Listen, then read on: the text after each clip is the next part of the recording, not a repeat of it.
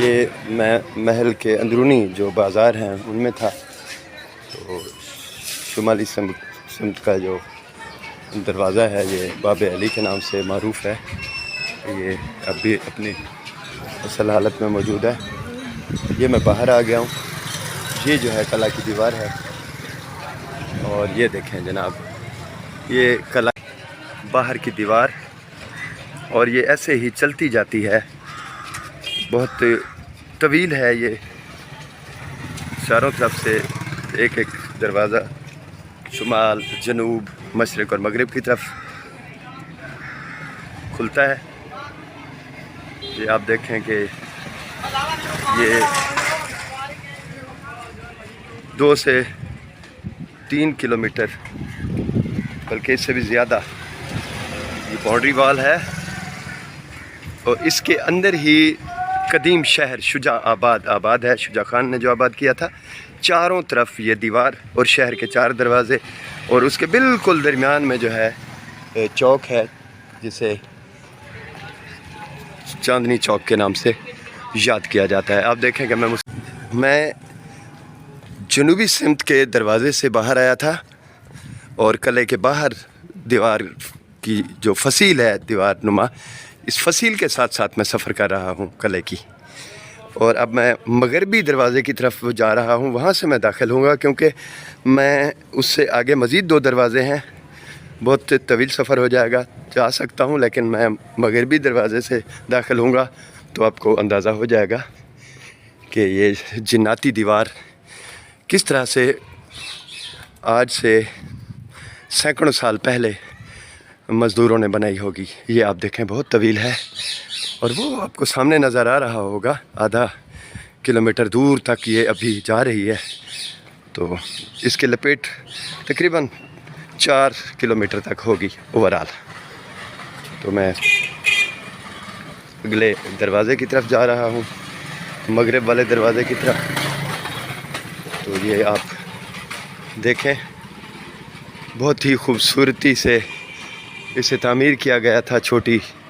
Tile کے ساتھ، اور چونے والے جو سیمنٹ تھی قدیم استعمال ہوتی تھی قدیم دور میں، تو اس سے گچی کاری کا کام کیا گیا ہے۔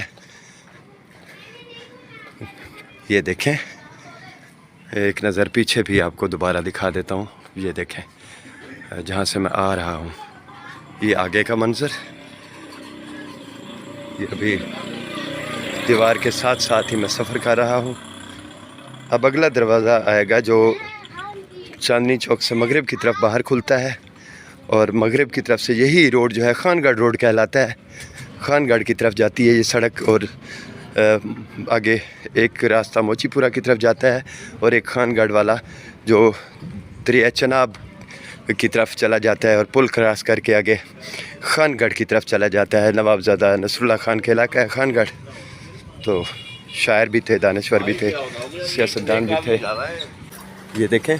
اب ہم داخل ہوں گے، باب عمر فاروق رکھا ہے اس دروازے کا جو نام ہے،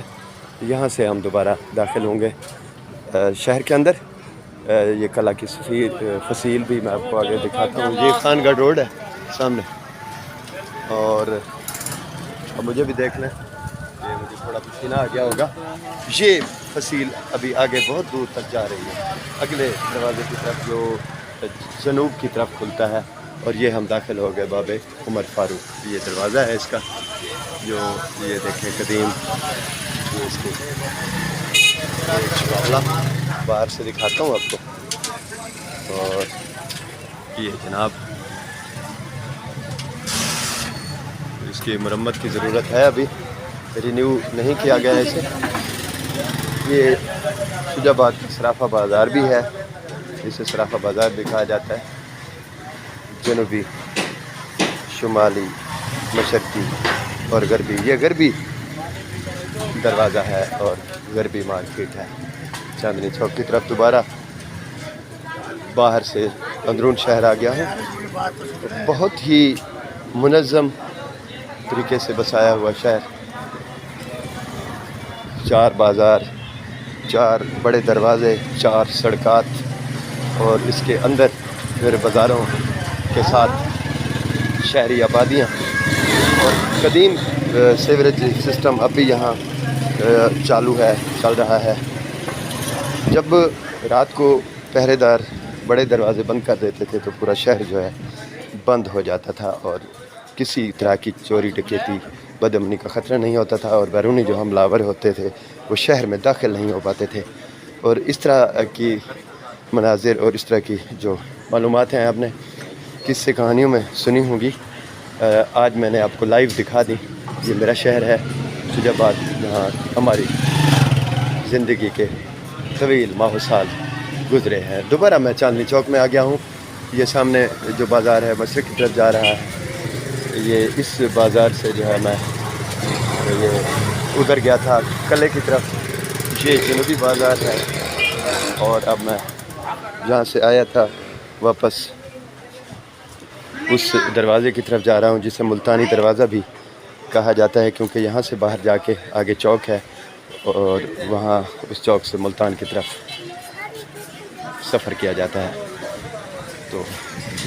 بہت سی معلومات میں نے آپ کو دی، انشاءاللہ دوبارہ آپ سے ملاقات ہوگی، اور